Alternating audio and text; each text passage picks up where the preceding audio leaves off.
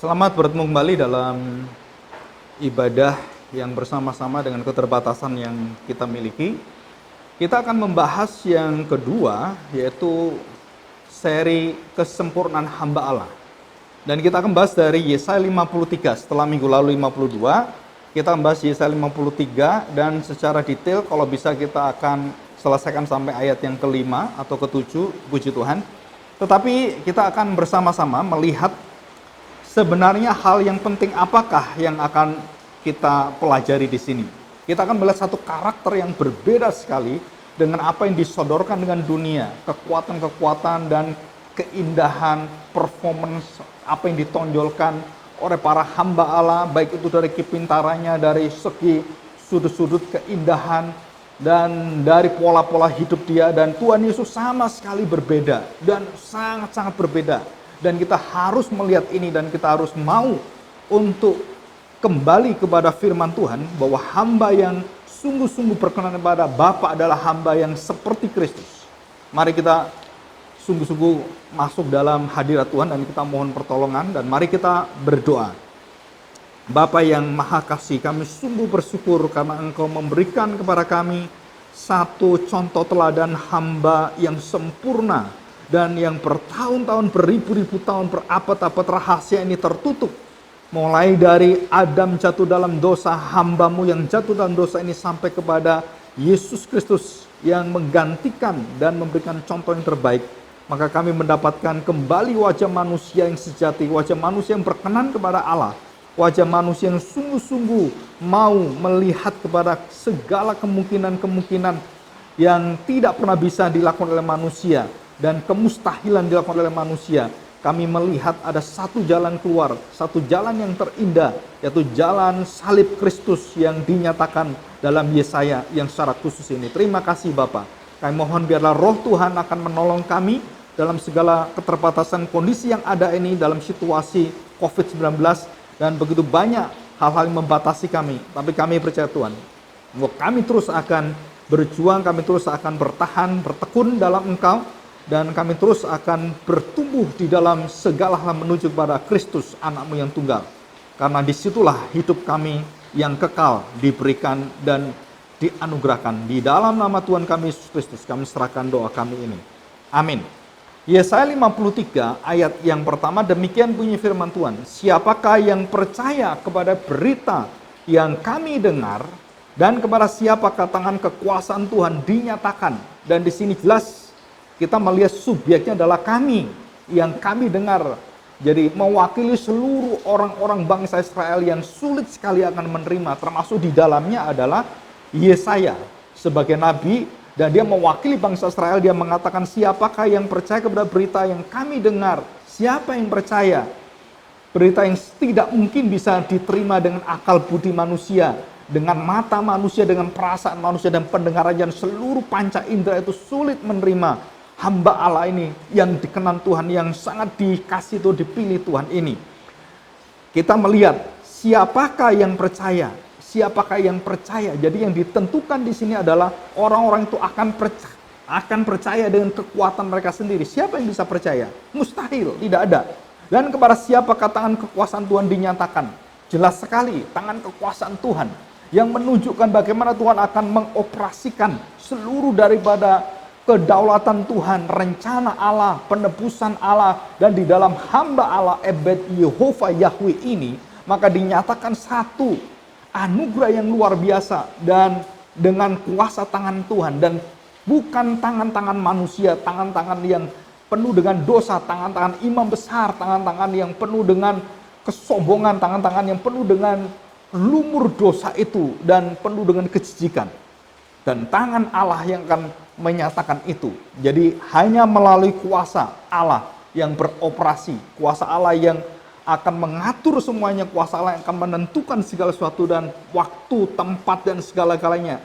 Dikatakan tangan kekuasaan Tuhan akan dinyatakan. Dan di sini kita melihat di dalam sejarah penebusan itu, kedaulatan Allah akan dinyatakan, dan pada saat yang tepat Allah menyatakan rencananya dan memberikan anaknya dan memberikan hambanya sebagai anak manusia akan menebus kita. Dan kita akan melihat yang ayat kedua. Sebagai taruk ia tumbuh di hadapan Tuhan. Sebagai taruk. Sebagai taruk ia tumbuh di hadapan Tuhan. Dan sebagai tunas dari tanah kering. Dan dijelaskan di sini, taruk dan tunas itu modelnya, wajahnya dan rupanya adalah demikian. Ia tidak tampan. Dan semaraknya pun tidak ada, sehingga kita memandang dia, kita mau melihat dia, kita mau mengingini dia, seperti itu.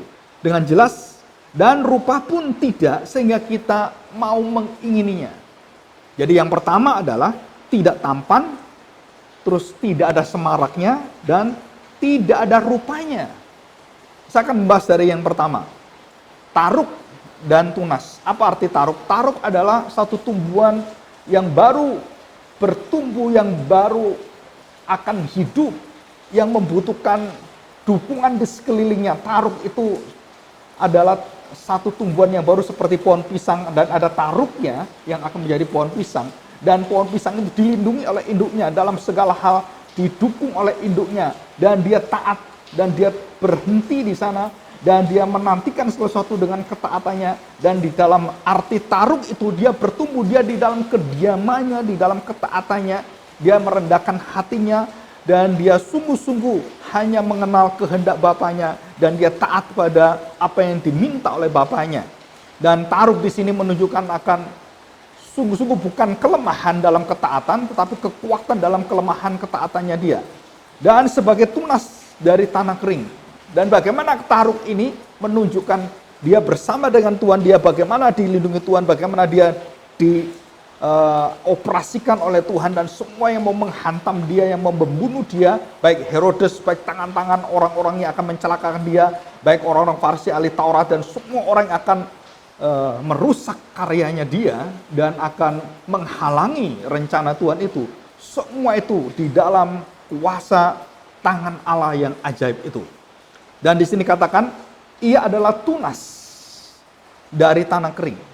Jadi tunas itu bertumbuh, itu karena dukungan lingkungan yang baik, karena tanah yang baik, air yang baik, dan benih-benih yang ada di sekelilingnya itu sungguh didukung oleh jenis-jenis tanah yang luar biasa. Tetapi Tuhan Yesus dikatakan di tanah yang kering. Artinya tanah kering ini bukan hanya kering biasa. Tanah yang tidak menghasilkan bertahun-tahun. Tanah yang sudah mati, tanah yang mandul, tanah yang tidak mungkin ada kehidupan di sana. Nah, Tuhan menaruh tunas itu di tanah kering. Bapaknya menaruh di tanah kering, di seluruh hidup manusia yang penuh dengan dosa, penuh dengan kejijikan, penuh dengan kehinaan. Dan di situ ditanamkan anaknya di tanah yang kering itu. Mewakili hati bangsa Israel yang mandul, yang menolak, dan yang tidak pernah akan bisa menerima Kristus dalam seluruh pekerjaannya. Dan kita akan melihat ini. Dan jelas sekali, tangan kekuasaan Tuhan itu dinyatakan bukan dengan kekuatan tangan yang luar biasa mengagumkan orang-orang, karena tangan-tangan yang kita lihat, keterampilan, orang bisa menyanyi, orang bisa mainkan musik, orang bisa matematik, orang bisa melakukan semuanya. Tuhan Yesus tidak memberikan keterampilan itu.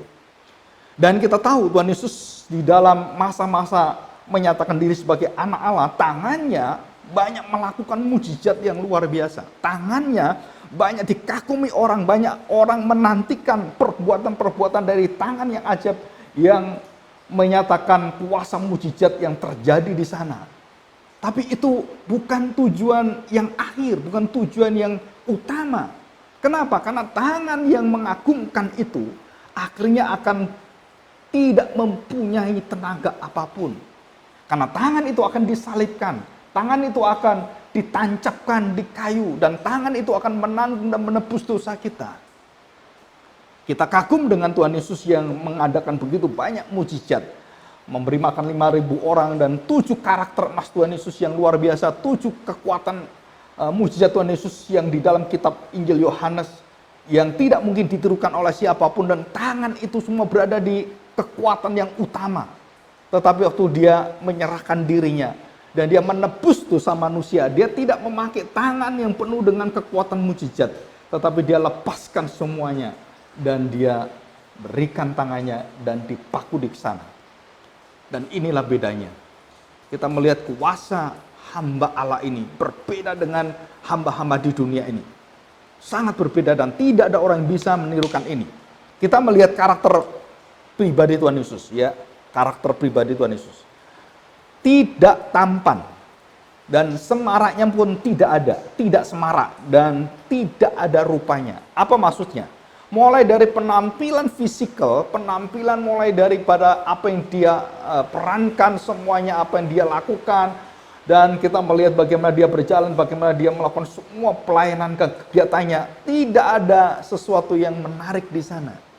Waktu dia berjalan menuju ke kayu salib, apa yang dia lakukan, apa yang dia kerjakan, dan sampai kepada dia disiksa, dia diadili dan mukanya hancur. Dan bagaimana derajat martabatnya itu sungguh-sungguh dibawa dalam kehinaan dan diejek. Dan tidak pernah diberi kesempatan sama sekali untuk bisa kita melihat apa yang indah di sana. Apa yang terjadi di sini? Derajatnya, mukanya, dan bagaimana pekerjaan semuanya itu disepelekan. Bukan hanya soal wajah ini, bukan hanya soal kegantengan, tapi ini soal derajat dan bagaimana seorang anak Allah Mesias yang dipilih, dikenan, dan ditinggikan, dimuliakan oleh Bapa ini bisa harus mengalami kehidupan seperti itu. Kalau kita sebenarnya melihat kehidupan kita sehari-hari, kita lebih suka pemimpin yang memiliki wajah yang sangat brilian. Wajahnya yang pintar, wajahnya yang sungguh-sungguh menunjukkan kegirangan yang luar biasa, sukacita yang luar biasa, dan wajah yang muram seperti itu kita nggak suka. Dan saudara, semua dibalik oleh Tuhan seperti penampilan dan gaya-gaya yang ada dunia ini. Yesus menampilkan seluruh wajah dosa manusia, wajah yang dibenci oleh Tuhan, wajah yang dimusuhi oleh dunia terang, dan wajah kegelapan, wajah di dalam wajah Tuhan Yesus. Dan dikatakan di sini, sehingga kita tidak memandangnya dan mengingininya, karena tidak ada ketampanan rupa dan tidak ada semaraknya. Tidak ada sesuatu yang kita banggakan dari Tuhan Yesus secara dunia ini. Apa yang bisa kita banggakan? Waktu dia jalan ke kayu salib, bagaimana dia mengalami siksaan, deritaan, penganiayaan. Tidak ada satu keinginan sama sekali yang bisa ada satu manusia yang mau menerima dia. Murid-muridnya melarikan diri semua. Dan waktu Yesus mengangkut dosa manusia, manusia sendiri pun tidak mau untuk menerima itu. Dan bapaknya, karena dia mengangkut dosa, bapaknya pun tidak mau melihat itu. Dan dia meninggalkan anaknya. Dan disitulah Yesus berseru dengan sangat terkenal seruan itu, Eli Eli lama sabatani. Dan di sini kita melihat siapakah yang menginginkannya.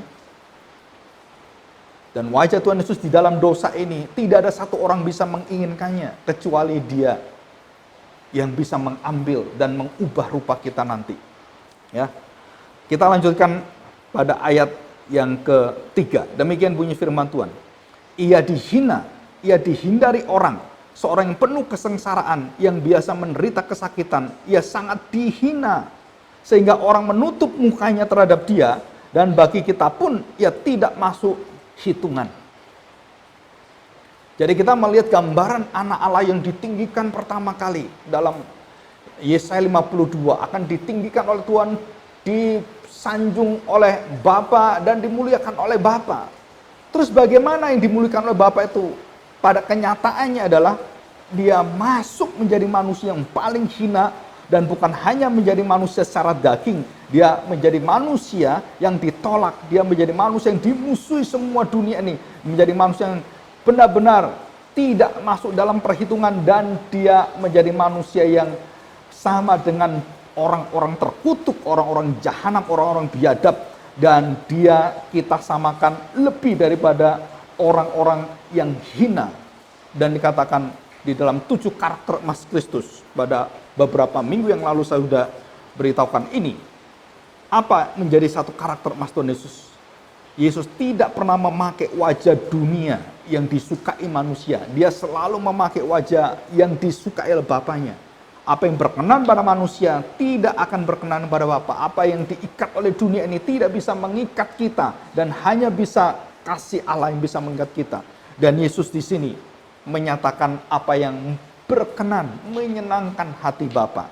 Dan dia akhirnya mengambil rupa kita, mengambil kejijikan kita, mengambil kebobrokan kita, mengambil kebangkrutan kita, mengambil seluruh hidup kita, dan dia kemudian diam dan dia ambil semuanya, dia angkut dan dia pikul dalam bahunya dan dia pikul salibnya itu. Dikatakan di sini seorang yang penuh kesengsaraan. Apa maksudnya? Kita pelajari dalam hidup Tuhan Yesus. Banyak orang mengatakan Tuhan Yesus itu orang kaya. Banyak pengajar-pengajar mengatakan Yesus itu orang luar biasa kaya sekali. Siapa bilang? Kalau dia kaya, dia tidak menjadi tukang kayu. Secara kultur, historis, latar belakang semuanya, tukang kayu itu bukan orang kaya. Dan dia seorang yang sangat sederhana, dan di dalam kelemahan, dan boleh dikatakan dalam kemiskinan. Kau tahu dalam kemiskinan, karena Maria mempersembahkan burung dara. Burung itu menunjukkan persembahan orang yang sangat miskin sekali. Kalau dia kaya, dia anak domba, dia sapi, dan bisa yang lebih berat, lebih besar lagi. Dan dikatakan penuh kesengsaraan dan biasa. Hidupnya adalah dari hari ke hari, dia menanggung dosa, dia menangisi orang-orang berdosa. Dia sungguh-sungguh mau menderita dan mau merasakan kesulitan-kesulitan hidup manusia, dan dia bisa merasakan kesulitan orang buta, orang lumpuh, orang tuli, orang yang kerasukan, orang yang tidak punya harapan. Ada seorang janda yang anaknya mati, masa depannya sudah tidak ada. Dia merasakan itu, dia penuh dengan kesengsaraan, dan dia secara habit dia sudah menerima semua penderitaan kesakitan itu. Jadi di sini dikatakan Yesus manusia penuh dengan sengsara, artinya adalah dari dia hidup mulai datang sampai dia mati, seluruh hidupnya adalah full of sufferings. Dan semua penuh dengan adversary. Jadi penuh dengan kesengsaraan, penuh dengan penolakan, penuh dengan hal-hal yang tidak mungkin kita pikirkan secara manusia. Dan disinilah Tuhan Yesus menempati tempat di mana kita harus akan dibuang oleh Tuhan. Dia menempati tempat-tempat di mana orang-orang yang berdosa, di mana orang-orang yang dihina, orang-orang yang akan dimurkai Tuhan, dan di sanalah dia menapaki satu persatu jalan hidupnya. Dan dikatakan di sini, dari dia lahir, dia tidak memiliki apapun, dan bagaimana dia dilahirkan dengan seorang gadis yang tanpa memiliki apapun, dalam pengungsian, dalam pelarian, dan lahir bukan di tempat yang layak. Seorang raja yang luar biasa dengan bintang yang terang, yang indah sekali. Bagaimana dia lahir di tempat yang tidak mungkin orang Majus itu tanpa pertolongan Tuhan. Tidak mungkin datang ke tempat itu. Maka orang Majus ini mencari istana. Seorang anak raja lahirnya di istana. Seorang raja itu berkaitan dengan istana, dengan gemerlapnya, kemewahan, kemegahan istana. Tapi orang Majus akhirnya diberi petunjuk oleh Herodes melalui ahli Taurat dan orang-orang ahli kitab itu, dan dikatakan bukan di sini tapi di Bethlehem, di tanah Yudea. Dan mereka akhirnya melihat bintang kembali, dan bintang melalui firman wahyu khusus dengan wahyu umum itu menjadi satu dan menunjukkan pada orang Majus dan datang. Dan apa yang terjadi? Sangat mengejutkan. Yesus lahir di kandang, dan bukan tempat tidur yang indah, dan bukan diiring dengan satu pengawal yang besar sekali di sana. Tidak ada orang, yang ada binatang-binatang. Bagaimana raja seperti ini? Dan kita ingin melahirkan anak-anak, kita ingin punya anak, punya generasi yang luar biasa. Kita nggak mau punya tanda petik anak generasi seperti Yesus. Mana ada orang mau dilahirkan di kandang? Nggak ada. Dan hanya dia, dan hanya Kristus yang seperti itu. Dan bukan hanya di situ, dia waktu berjalan dalam hidupnya, dalam pelayanan dan seluruh hidupnya, dia tidak memiliki tempat, dia tidak memiliki bagaimana dia harus tidur dengan layak. Dan dia katakan pada orang mau ikut dia, anak manusia tidak punya tempat untuk meletakkan kepalanya. Dan dia waktu mau mengadakan perjamuan kudus, bagaimana dia meminjam semuanya, dia meminjam keledai kepada orang-orang. Dia meminjam ruang yang besar dari kaum SNS yang sangat kaya itu.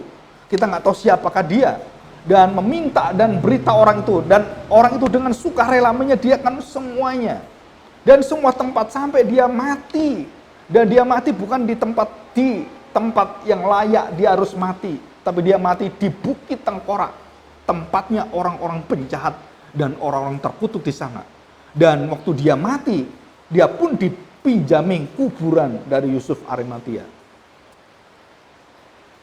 Dan sekarang ini kita harus tahu, yang kita rindukan, yang kita puja, yang kita saksikan, yang kita harus beritakan ke seluruh ujung dunia, bukan Yesus yang penuh dengan kuasa, hanya dengan tangan yang bisa melakukan mujizat.